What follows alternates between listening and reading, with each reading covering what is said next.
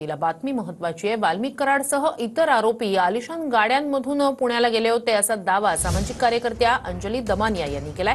3 आलिशान गाड्यांचं CCTV footage समोर आलंय।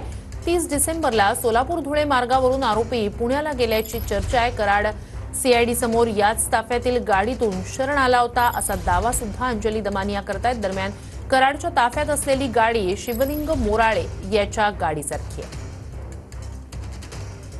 तर 3 आलिशान गाड्यांमधनं हे आरोपी जे आहेत ते पुण्याला गेले होते अशी माहिती समोर येते। सामाजिक कार्यकर्ते अंजली दमानिया यांनी तसा दावा केला। सीसीटीव्ही त्याचा समोर आलेला आहे असं सुद्धा या संदर्भात अंजली दमानिया यांचं म्हणणं आहे। वाल्मिक कराड इतर आरोपींसह 3 आलिशान गाड्यांमधनं पुण्याला गेल्याची बाब समोर येते। त्याचा सीसीटीव्ही समोर आलेला आहे तसा दावा अंजली दमानिया यांच्याकडून केला जातोय। अधिक या सगळ्या संदर्भात जाणून घेऊया आपले प्रतिनिधी महेंद्र मुधोळकर यांच्याकडनं। महेंद्र, अंजली दमानियांचा दावा नेमका कोणत्या संदर्भात काय म्हणतायत त्या?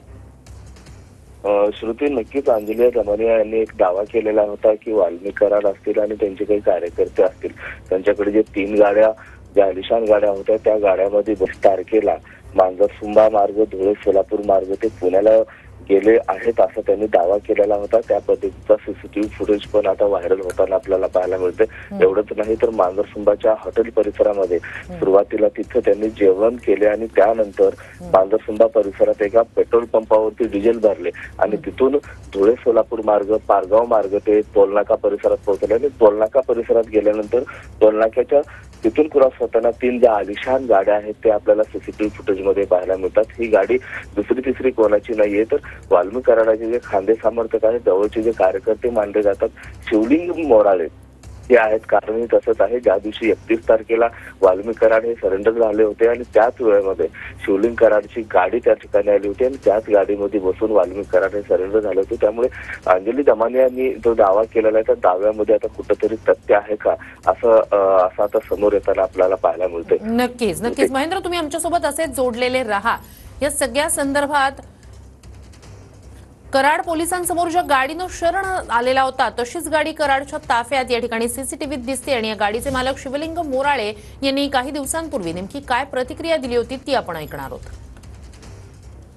यावेळी ज्यावेळी सरेंडर झाले त्यावेळी तुमच्या गाडीतून बसून ते पुण्याच्या सीआयडी कार्यालयामध्ये गेलेले होते, ती गाडी त्यांच्याकडे कशी आली आणि त्यावेळी तुम्ही कुठे होतात? मी त्यावेळेस मला माध्यमातून कळालं की अण्णा सरेंडर होणार आहे, ते टीव्ही तुमच्याच माध्यमातून मला कळालं। मी एका चौकामध्ये थांबलो होतो, सीआयडी ऑफिसच्या जवळच जाऊन थांबलेलो होतो। तिथं मला अचानक दिसल्याच्या नंतर मग मी गाडी उभी केली। गाडी उभी केल्याच्या नंतर त्यांनी मला सांगितलं मला ह्या ऑफिसला नेऊन सोडावं लागतंय। तर मला काय अडचण नाही, ती ज्या गाडीतून आली होती ती गाडी सोडून गेली, त्यातून 2 जण उतरले, माझ्या गाडीत बसले। मी तिथून त्यांना सीआयडी ऑफिसला नेऊन सोडलं आणि मी माझा बाहेर निघून आलो।